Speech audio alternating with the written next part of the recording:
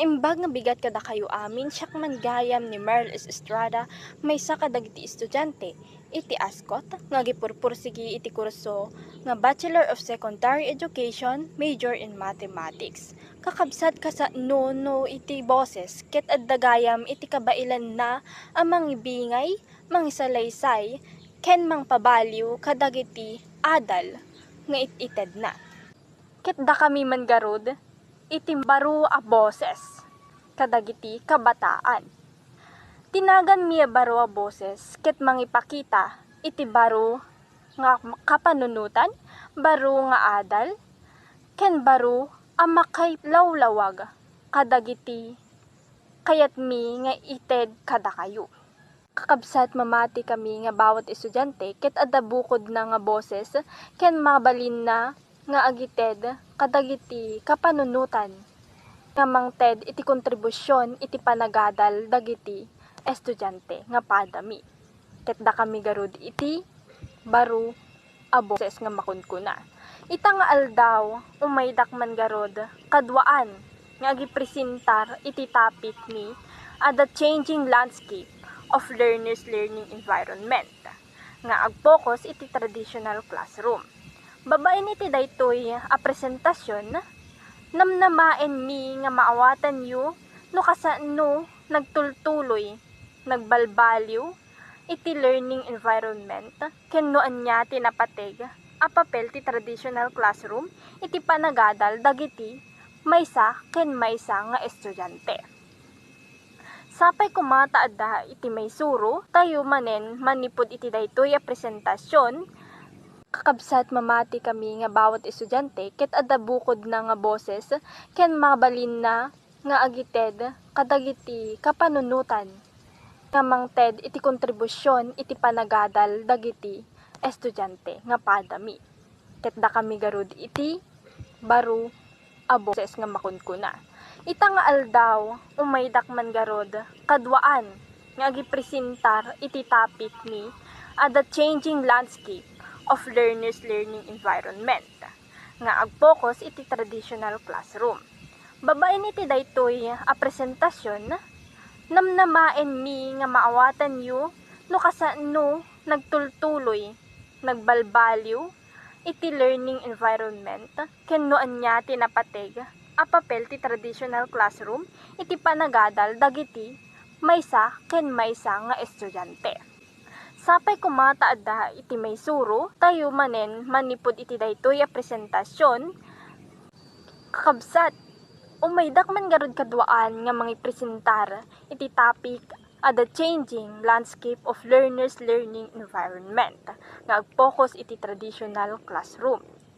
Babaen iti daytoy a presentasyon, namnamaen mi nga maawatan tayo manen iti baro kapanunutan, no kasano a nagtultuloy nga nagbalbaliw iti learning environment ti school. Ken no anya tinapatiga papel iti traditional classroom, iti panagatal dagiti estudyante. Sapay kumamanen kakabsat, adda manen ti masursuro tayo, manipod iti daytoy a presentasyon.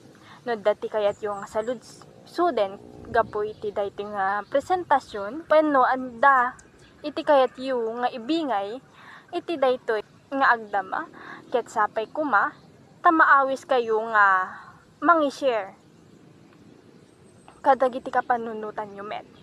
Ket umaydak man garud kadwaan nga mangrugi iti daytoy nga presentasyon nga adda pamagat na nga the changing landscape of learners learning environment nga agpokus nga rod iti traditional classroom. So now, let's begin our new topic, the changing landscape of learners learning environment. Mga kaboses, what comes in your mind when you hear the word traditional classroom? According to Telio, Aiken, and Stayson, 2013, teaching in a traditional classroom involves a teacher and learners who are physically present in the same classroom. This means that the teacher and the students meets face-to-face during class. Because they are together in the same classroom, the teacher can describe directly the lessons. The students share their ideas and the teacher will answer the questions immediately. And the teacher can observe our learners' participations. Next, let us understand what is the learning activities when it comes to traditional classroom. In a traditional classroom, the students are given individually activities such as quizzes, tests, assignments, or receipt works.